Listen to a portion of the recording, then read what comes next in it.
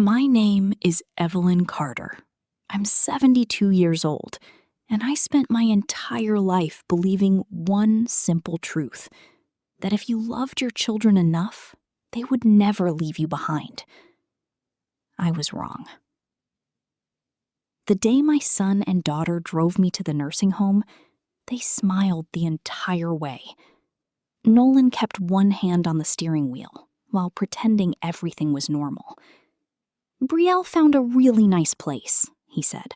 "You'll have nurses around the clock, friends your age. It'll only be until you're back on your feet." His words sounded rehearsed.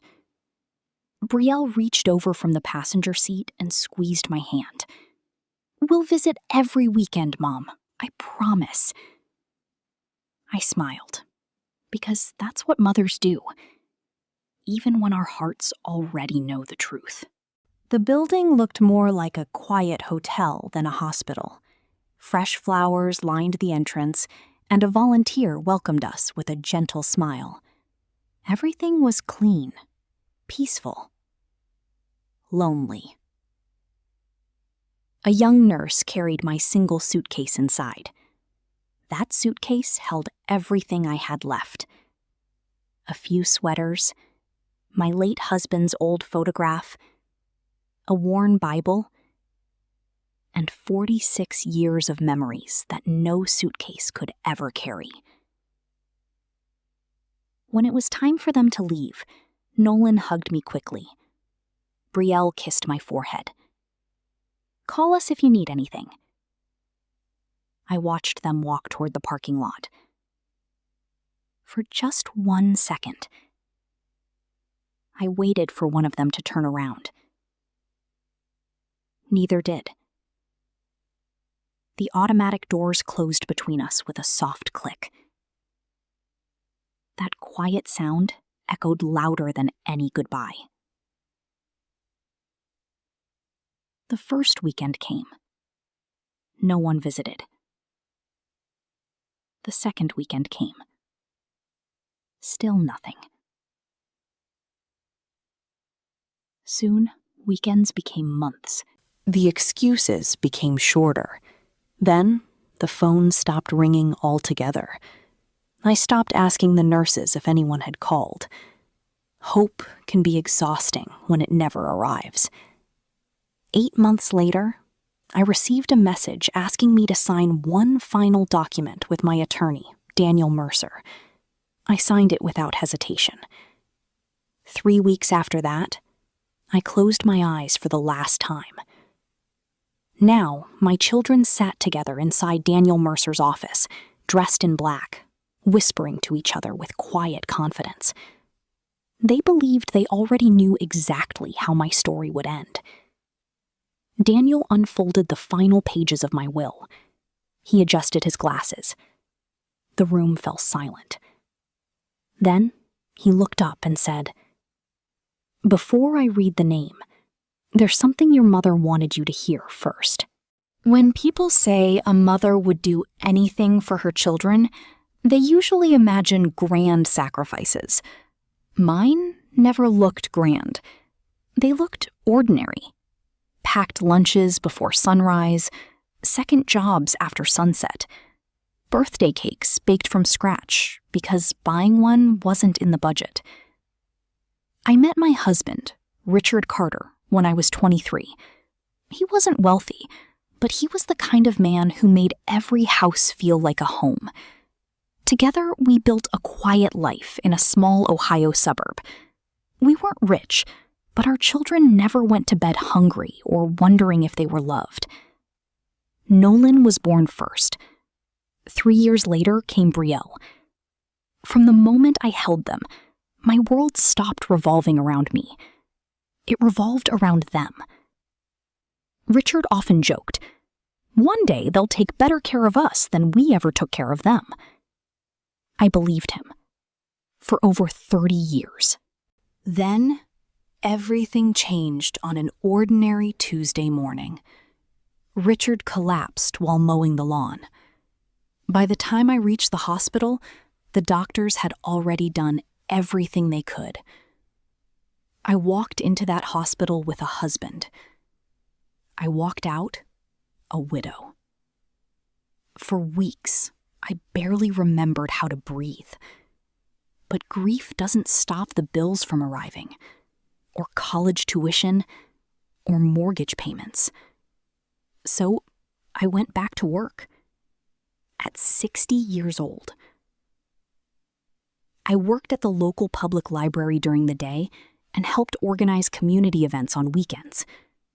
My knees ached, my back hurt, but every paycheck meant Nolan could finish graduate school and Brielle could open the little bakery she had always dreamed about.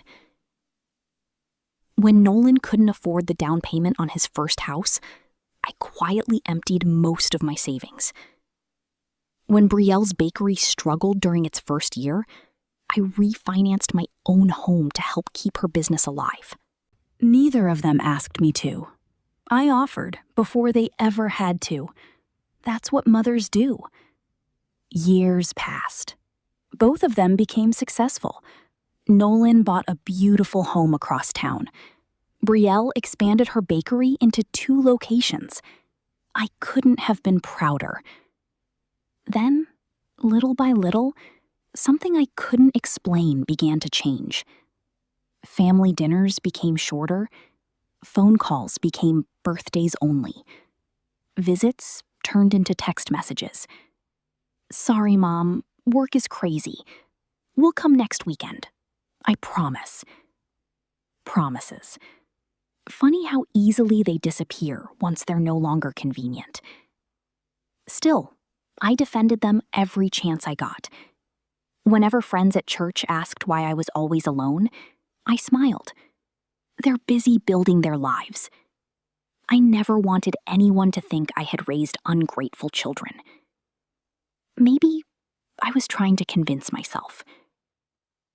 One rainy afternoon, Nolan and Brielle arrived together, without calling first.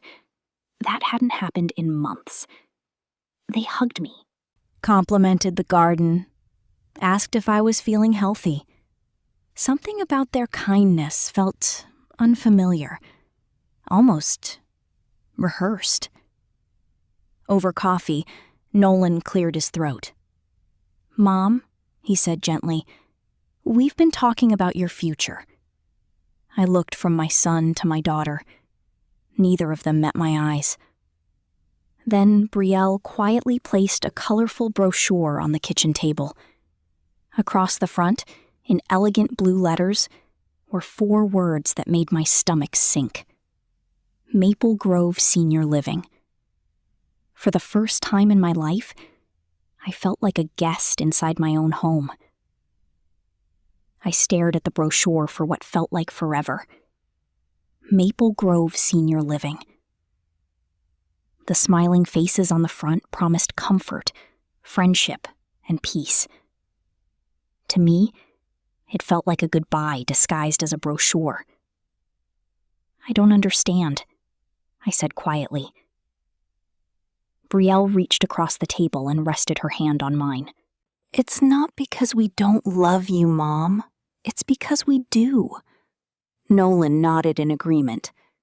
"You've been living alone since Dad passed away. If something happened to you, no one would know for hours." His words sounded reasonable. Too reasonable. "I've managed just fine for 12 years, I replied with a small smile. "You have," Nolan admitted, "but things change." He paused before continuing.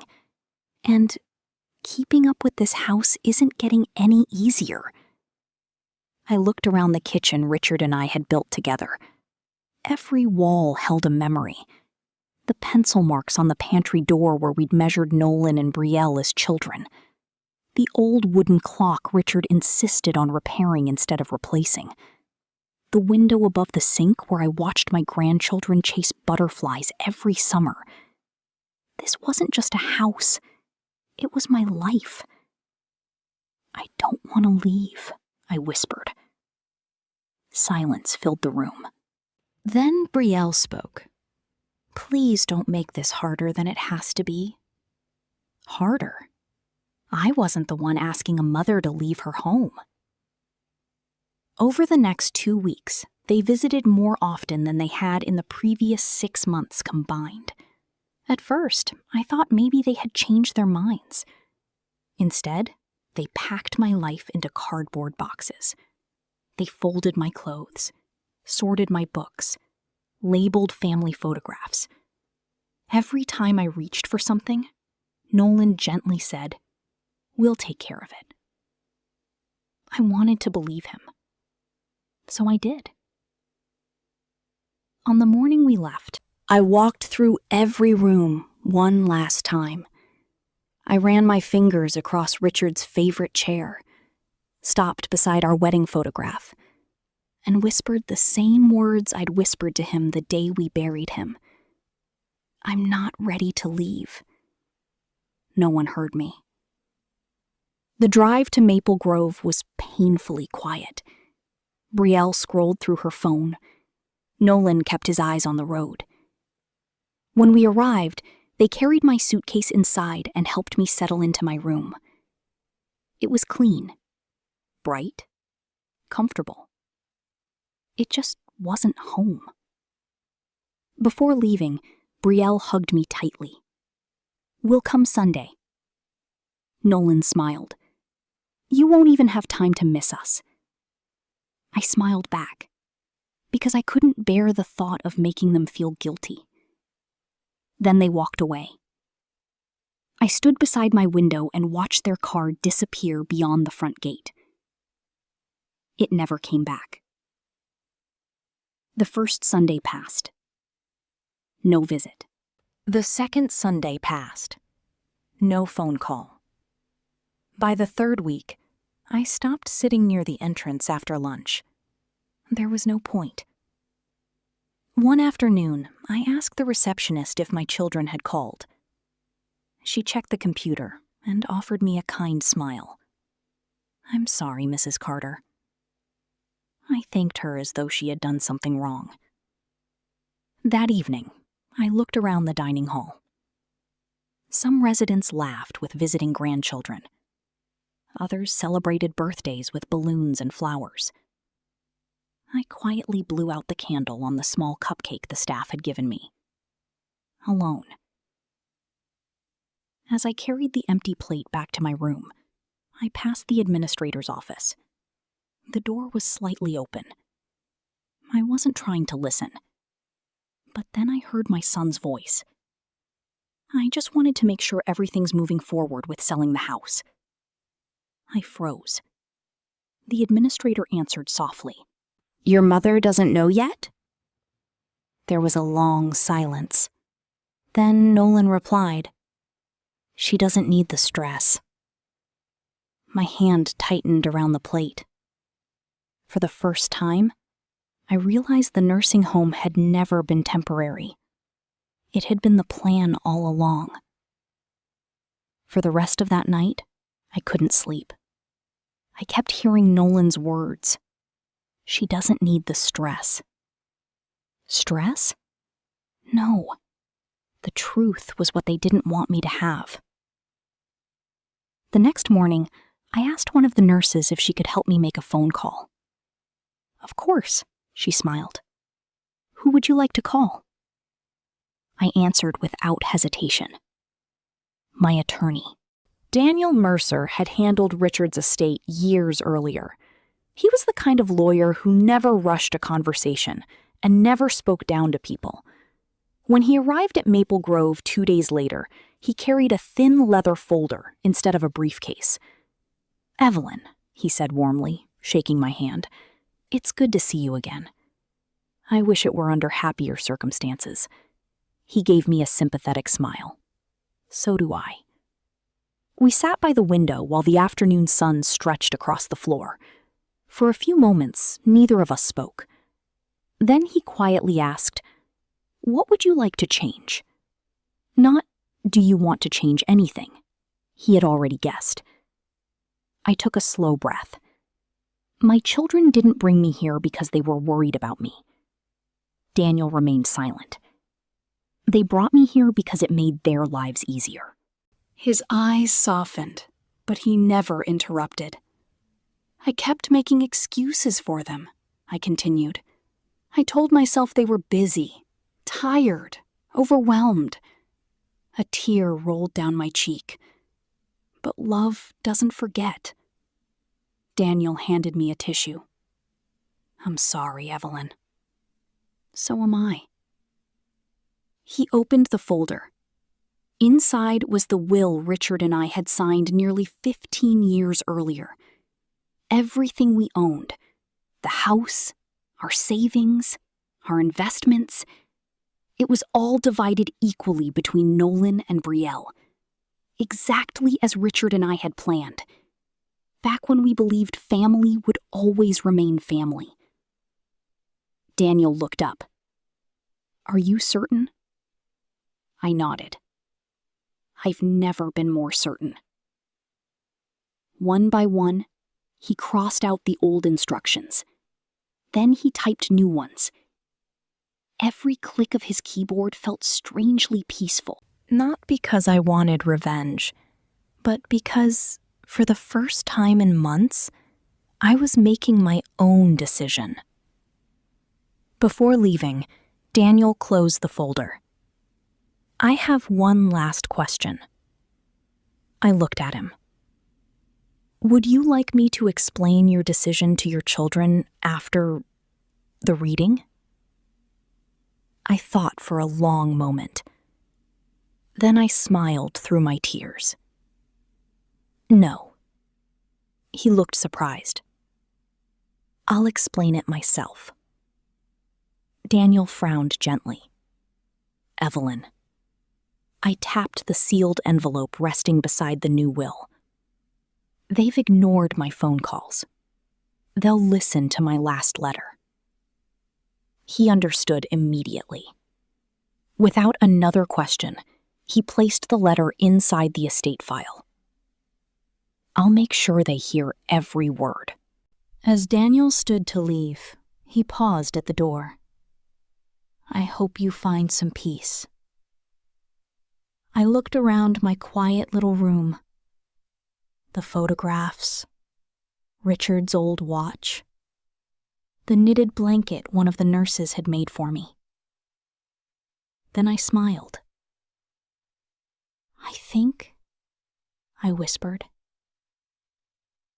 I already have.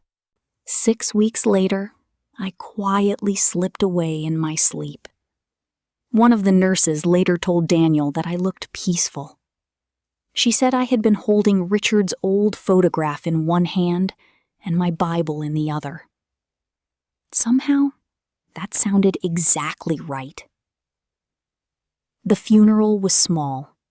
Just a handful of neighbors, 2 women from church, several nurses from Maple Grove. Nolan and Betrayal stood together in the front row, dressed in black. They cried, and for a brief moment, I wondered if their tears were for me or for everything they believed they were about to inherit. Later that afternoon, they arrived at Daniel Mercer's office. The atmosphere felt strangely calm. Daniel greeted them politely and waited until everyone was seated. Then he opened the estate file. As your mother's attorney, he began, I'm here to carry out her final wishes exactly as she instructed. Nolan nodded confidently. We understand. Daniel adjusted his glasses. Your mother's estate includes her home, savings, investment accounts, and personal belongings. Betrayal exchanged a quick glance with her brother. Neither of them looked surprised. Everything was unfolding exactly as they had expected, until Daniel unfolded the final page. He paused. Then he looked directly at them. Before I read the distribution of the estate, your mother left a personal letter. She asked me to read it aloud. The room fell silent. Daniel opened the envelope. His voice was steady. My dear Nolan and Betrayal, if you're hearing this, It means my time with you has come to an end. Please know this first. I never stopped loving you." Both of them lowered their eyes. A mother's love doesn't disappear because her heart has been broken.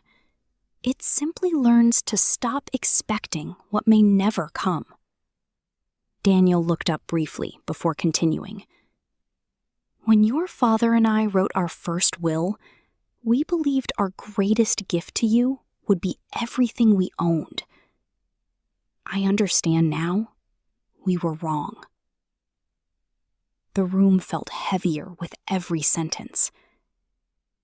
"The day you left me at Maple Grove wasn't the day you broke my heart. The day you stopped coming back was." Brielle covered her mouth. Nolan stared at the floor. Neither spoke. Daniel reached the final paragraph. "Because love should never be measured by what someone leaves behind, I have chosen to leave my estate to the Maple Grove Resident Care Fund." Silence. Absolute silence. Daniel continued. "The fund provides financial assistance, books, mobility equipment, and companionship programs for residents whose families can no longer, or choose not to, care for them." Neither Nolan nor Brielle moved. Their mother's home, her savings, everything they believed would become theirs, would instead help lonely elderly people who had been forgotten, just as she once had. Daniel slowly closed the letter.